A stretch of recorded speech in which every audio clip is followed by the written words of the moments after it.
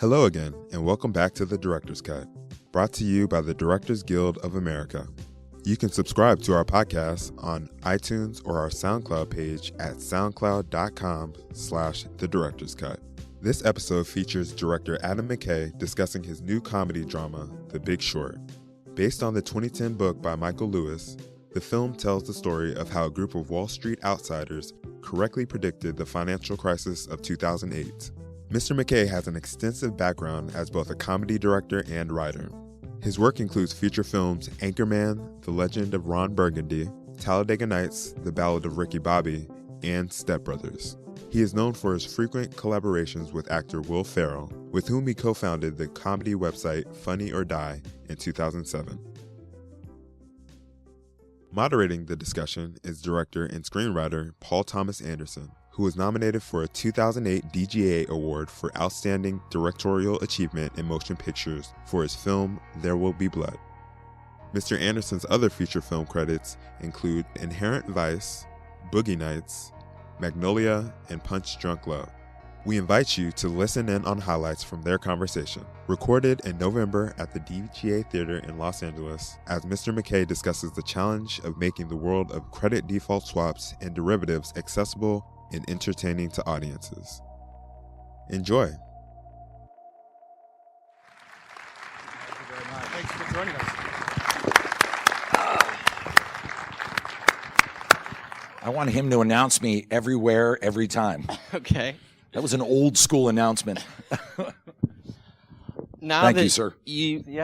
Now that you have sufficiently horrified everybody on a Sunday, Sorry. but this is an impossible question to ask, but how did you make such a horrifying, sad, but entertaining movie? Because I'm not surprised that you did, because your movies are always hilarious and they're always entertaining, but this is also really, really tragic. So, I think with Wall Street especially, you usually see this mass hysteria that leads up to bubbles. And the mass hysteria is really fun. Everyone is making money. Everyone's doing really well. So there's an energy to it before the bubble pops. If you remember when the tech bubble was going on, like, oh my God, I bought pets.com. I now made $100,000 and it's a grand old time. So I always thought of the beginning of the movie as sort of like that movie 21 about card counters, where there was like an intrigue to it that these really smart guys saw what was going on against a system that thought they were losers. Mm-hmm. And that's a dynamic that's just fun and interesting no matter what. And then, of course, once the collapse hits, it devastates everything. Right. All their little of mice and men plans all just get blown away. It's all of us. It affects the entire world. So it had to end tragic. Even if you soft sell it, it has to be incredibly tragic by the end. Right. But that's what I loved about the book. The book had all those different energies and nuances and kind of subgenres going on at the same time. And I was really excited to get into that. Does the book? I haven't read the book, but does it vaguely resemble the trajectory of the screenplay, at least in terms of chronologically sort of taking you through it? Not at all. No, Okay. The original book is about a shark attack. And it's no, it does. The books that'd be incredible, wouldn't it?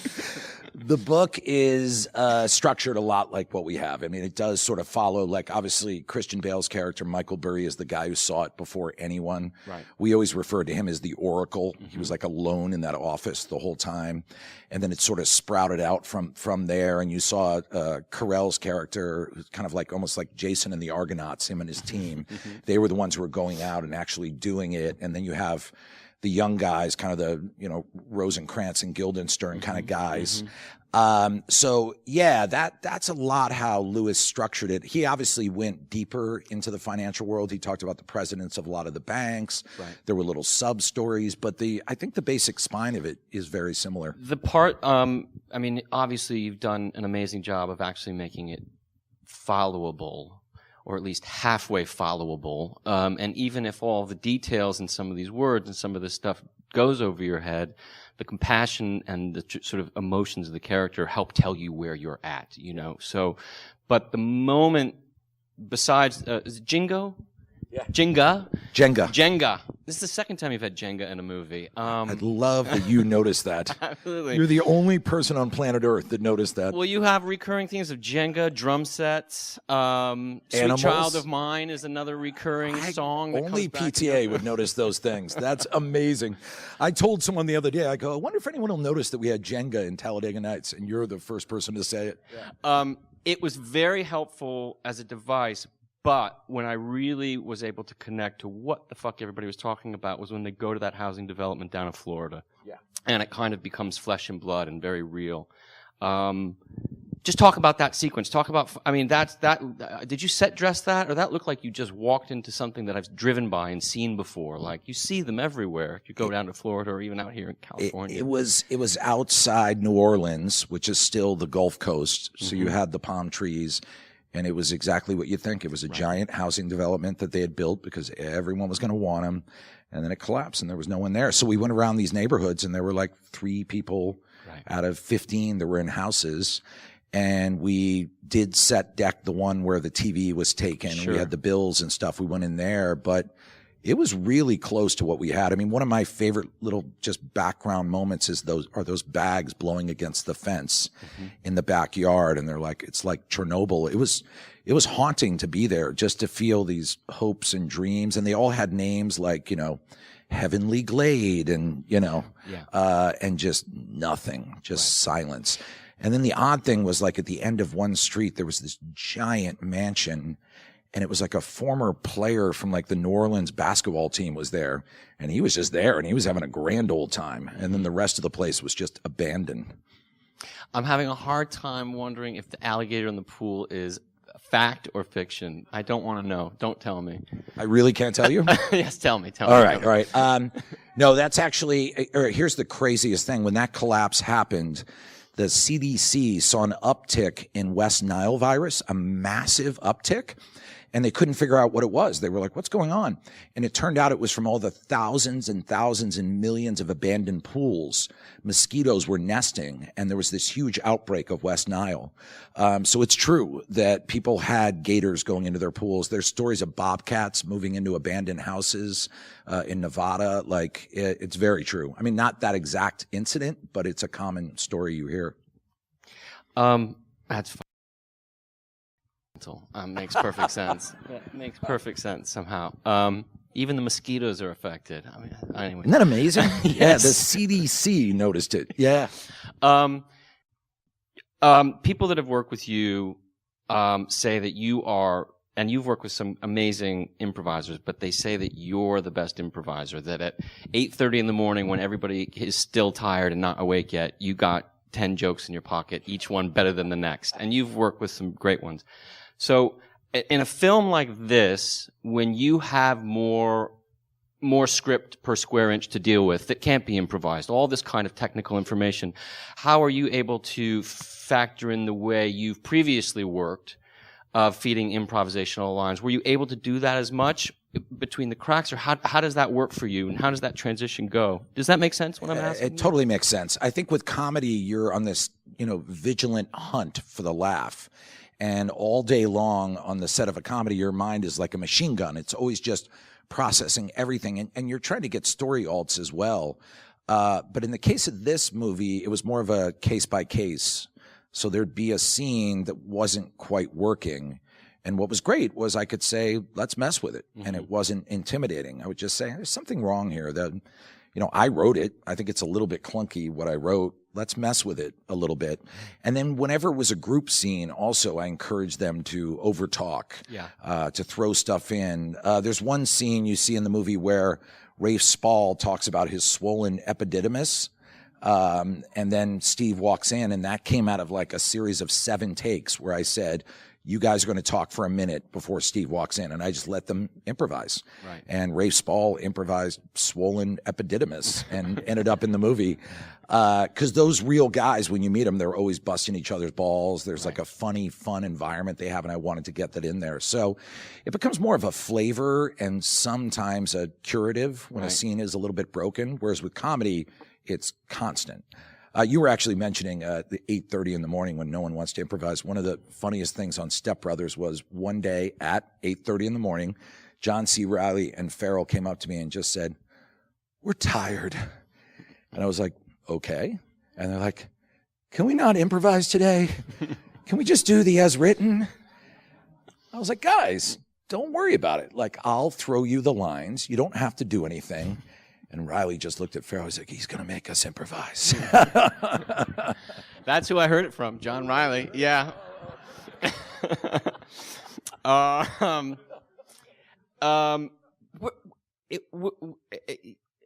Maybe the movie answered this, but where do all these guys get such self-satisfaction from? I mean, is that in an addiction? Like, I guess I look at the Brad Pitt character who clearly got out, but clearly has still some pull to be involved in it.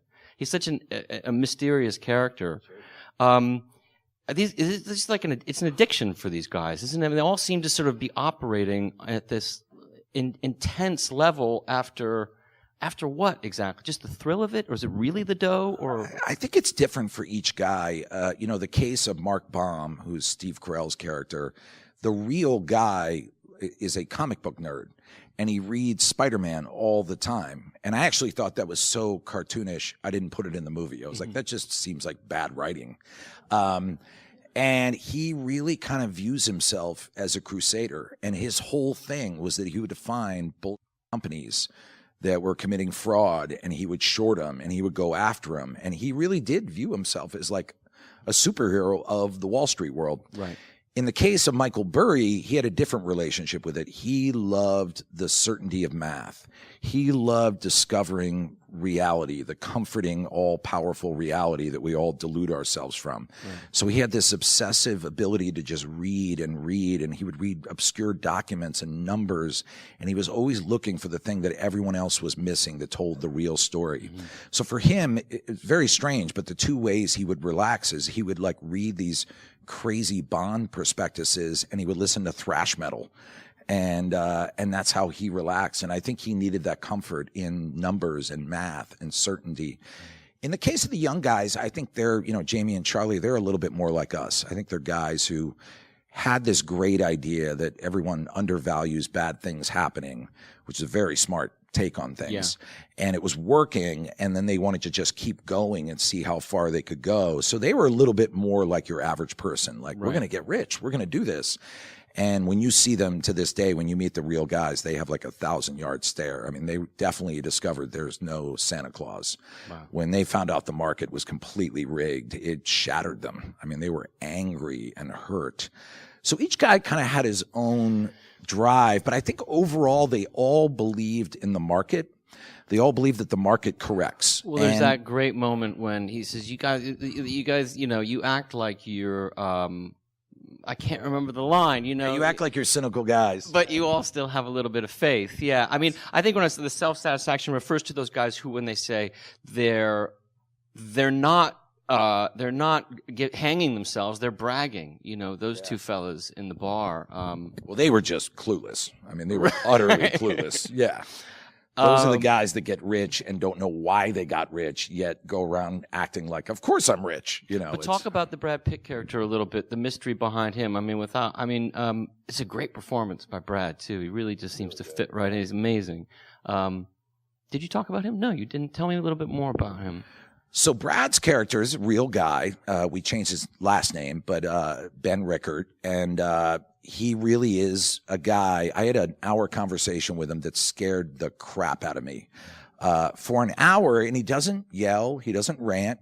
He just very logically and mathematically told me why the world's about to end in the next 100 years.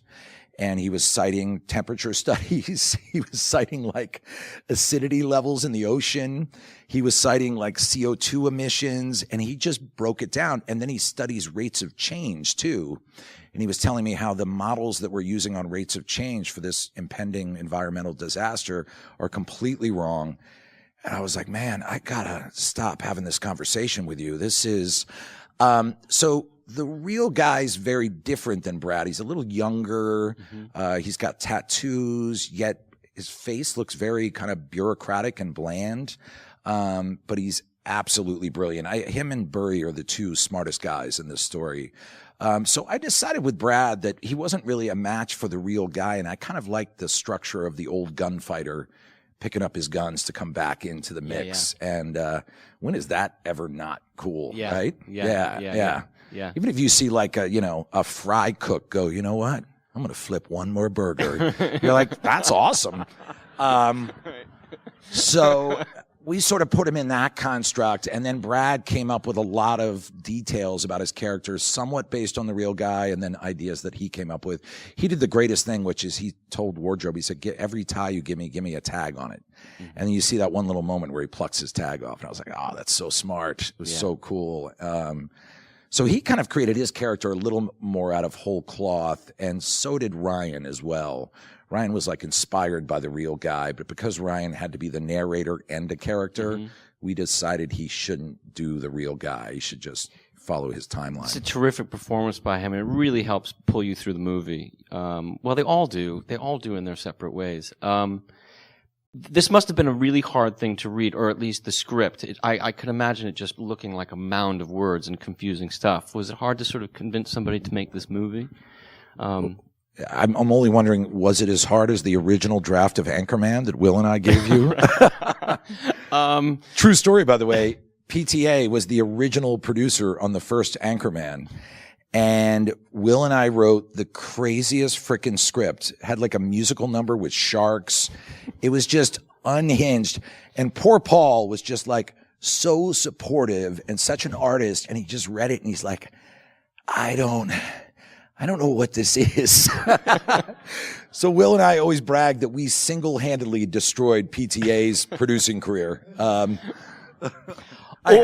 Or the other way is that I'm the asshole without my name on Anchorman. How great would that have been? I blew that. Well, that's all right. You were asking about the script. How much money would I have made from Anchorman? I mean, really? It's funny. 13.8 million. Yeah. That's simple. That's all right. No, you were asking about the script. Was it the script? Yeah, yes. I mean, I can imagine it being that thick because there's so much dialogue, even though the movie moves fast and everything else. I imagine that they have to put faith in you, a studio, and their actors to go, this is going to be a tough one, and it says a lot about trusting you, I would think, because it can't be presented as easy material. It's not immediately clear that this could have worked. Do you know what I'm getting at? Yeah, I mean, the first draft I wrote, which I always call the vomit draft, and I think you work like this too. I've read about you in some interview where you said you just write down everything you want to see in the movie. And Will and I do the same thing, and I did it on this as well. So I wrote this big vomit draft of this where I just tried everything. And it started with an old banking commercial from the 80s saying like, trust, reliability. And then it was like Morgan Freeman was in the commercial and he stepped out and went, well, that's a bunch of bullshit. And he became our narrator for the movie. And it was just too removed. I was like, it's not quite right. So once I decided that it was Ryan Gosling, I thought that makes a little more sense. He's kind of the circulatory system of the story. He's kind of like Charon taking us across the river Styx, this kind of lizard smooth guy. And that integrated it more. So that was the big change I made. And then I kept the pop explainers. Right. And they seemed to be working well. So by the time I handed it in, they actually liked it. They were excited by it. Right. But they still weren't saying it's greenlit. I think I asked them, can I send it to my dream cast? And I told them my dream cast, like Christian Bale, Ryan Gosling, Steve Carell, and Pitt was a producer at that point. And they were like, yeah, knock yourself out. And then everyone said yes. Great. And that was what really slammed it into gear, as you know. It's like when you get those types of actors, it becomes a whole different conversation. For sure. Yeah. Wow, it's amazing writing, what you've done. But now let's talk about the directing part. And I suppose my directing question is actually more to talk about post-production and talk about Hank Corwin, who we talked briefly about out front, just because there's so much information, there's so much stuff going on, and he seems to I don't know what you first put this together, how long it was or anything, but when you feel as an audience member that all the information is already there, and even when somebody isn't done talking, you're moving on to the next thing, and it feels so good. And these montages, which are usually kind of reserved for like, the 30s or 40s to establish time and place, what's so great you have them here, but it's recent history. It's 2004 or 5. Some of these things you're seeing Sacha Baron Cohen with these things, that are like fresh in our memory. When usually those kinds of sequences involve letting you know about another time where you weren't alive. Eisenhower, something. Yeah. But all of the editing, how was it working with him, I guess is my question. I mean, he's sort of a world-class editor. I think Hank Corwin is about as good as you get. I mean, he's really incredible. He did Tree of Life. He did Natural Born Killers. I don't think he's credited on FDR, but he did a lot of it. He's also that guy, you'll never see his credit, but he'll be the guy that like Michael Mann or Ridley Scott will call him and say, hey, come in and help me. I mean, he's a killer. And he's just got a range of skill mixed with pure inspiration that I've never seen before. So we shot with Barry Ackroyd, was our DP, who's also an artiste, just an amazing DP. And, that's a very specific style. And I wanted to blend that verite style with sometimes more formalistic elements. Mm-hmm. And the question we had coming into it was, can you do that? Can you take, a Greengrass film and mix it a little bit with like a Scorsese film? Can you do both those things?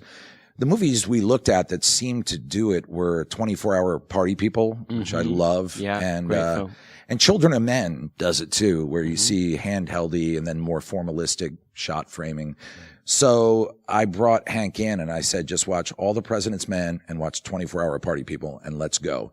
And he had never seen 24-Hour Party People, and he just called me afterwards. He was like, hey, let's go. Yeah. He was really incredible. He had a bunch of breakthrough ideas on this movie. I mean, it was his idea to put the photos and the stock footage throughout the movie that showed the outside world. I had some of that in the script, but he like tripled the amount. He was like, it can't feel like you're always in an office. It can't feel like that. And I was a little skeptical at first. And then as we kept massaging it, it started to fit into the rhythm of the movie. It's definitely an element that's probably one of the more, people will argue against it or for it, but I ended up really loving it. I think it works really, really, really, really well. Yeah, I mean, the worst that could have happened is just people talking in rooms for too long, and you do have so much of that. It's always compelling because of the performances. You do know my next film is called People Talking in Rooms for Too Long, right? It's good. It's not as boring as it sounds. I'm not going to ask you what you're doing next, but what are you doing next? No, that's a worse question that anybody asks a director after they just like finish a year of their life on a movie. Like, so what are you up to next? It's kind of the indication is like, that was good, but really, what are you up to next? Like, well, off. I mean, that was good enough, wasn't it? Well, you and I were talking about, I'm actually talking with Farrell and John C. Reilly about doing a comedy about two guys that go down to defend America's borders against the immigrants. And I'm pretty excited about it. We actually have Jesse Armstrong, who wrote In the Loop, is delivering a draft, I think, next week. What I'm excited about, though, with this movie, doing the handheld verite style, I was amazed you could still get pretty good laughs.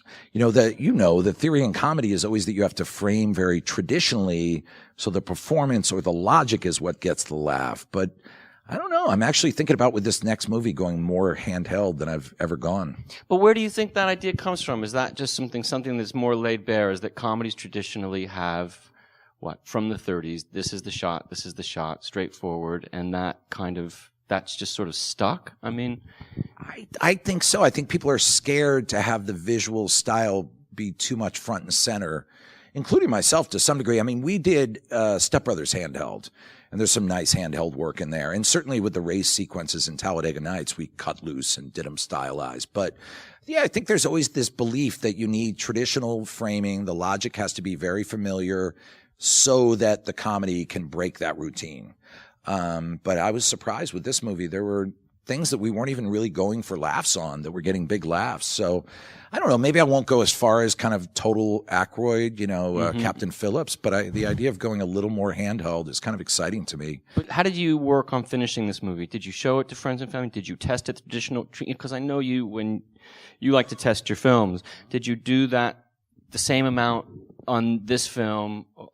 Just take me through that process a little bit. So yeah, we had a pretty tight post process. So I definitely screened a lot. We were screening once a week, and mostly I would recruit on the Paramount lot at the Sherry Lansing Theater and just get 280 people in. You can feel it with a crowd like that. And then occasionally we go to, some of the bigger places like the Block. We really wanted to take it like to, Orange to see what kind of a little bit more mainstream America would think of it. And it was amazing. It had the exact same response. In some ways, they were even more passionate about it because they had, family members that had lost houses and jobs. So they were much more vocal. But I do like to test. I mean, I think it always depends on the movie.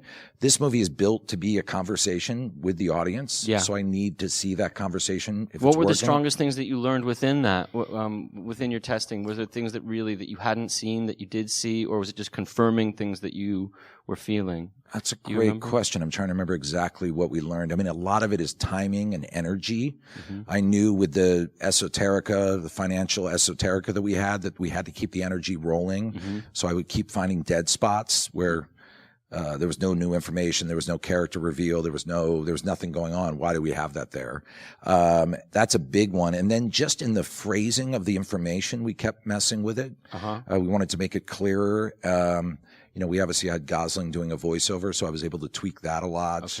Okay. You're just constantly shaping. That's all it is. I mean, it's like you're just seeing it. Each movie's designed to do something different. I mean, there are certain movies, if I made Diving Bell and the Butterfly, I'm not sure I would test it. I don't think you need to. But with this movie, it is a movie that's engaging the audience. Does Jim Jarmusch test his films? I don't think so. So Jim, top box 41, bottom box 28. Not bad. My favorite testing story is that somebody they tested. Even that film, Remember the Titans, with Denzel Washington. They had a test screening in Pasadena that was 98% the top two boxes, and whoever was the head of the studio at the time sort of stood in the lobby afterwards, looking at the score, and he said, "Well, looks like we got some work to do." Did you ever hear the Miracle on 34th Street one? No. I was actually telling this story at a dinner recently, and halfway through the story, a guy said, "I worked on that movie." And you'll see why that's not cool. They tested Miracle on 34th Street, a remake, like 10, 15 years ago, and the movie got 100.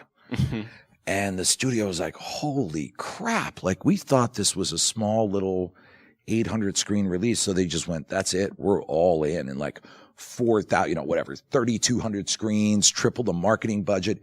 And the movie just tanked, like bombed horribly. And it's like, it boiled down to, no one's going to say Santa Claus sucks. That's all it was. Right. It's like doing a movie called Jesus and being like, the scores are a little low. We have 1 minute. What are the chances you could make a movie a year like Woody Allen? Because that would be my dream, to get a movie a year from you. Would you do a movie a year? If I could, but I can't. I don't think I can write as well as you can, as fast as you. I don't think. Wouldn't that be the dream? I want to be able to do that. A movie a year? Come on, what are the chances? I could do a movie every year and a half, not a movie a year. I'll take that. I need 2 months off, 3 months off when we're done. I think when those guys do it, like Spike Lee was in that groove for a while too. Like, that just means you're like shooting while you're writing and then let's go. I don't know if that quite works. Right. I would definitely love to see a movie a year from you though. Way more than from me. Like, please do that. Start churning them out. Like, get your name out there as a brand and just start pumping them out. What would have to happen? What would have to go down for you to direct a Transformers movie? Would we have to take a loved one hostage? Would it have to be a pit viper bites you? You don't get the antidote until you... I would do anything to see him direct a Transformers movie. He directed an Adam Sandler movie, and it's like one of my all-time favorite movies, basically. Man, if I just had that $13 million from Anchorman royalties... If I got bit by a snake and I needed the antidote, I would probably... You do Transformers? I would do it. God, what would you do? Or I would lose the leg. Is that the answer? I'll lose the leg. Well, it's an amazing film, and I can't wait to see your next film. Thank you, sir. I feel the same way about you. Adam McKay, everybody. Paul Thomas Anderson. We hope you enjoyed listening to this talk.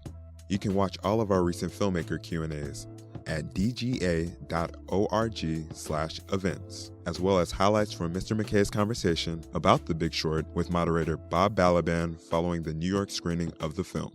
If you're enjoying the director's cut, please subscribe to it on iTunes or our SoundCloud page so you won't miss an episode. We hope you hear from us then. This podcast is brought to you by the Directors Guild of America. Music is produced by Dan Wally.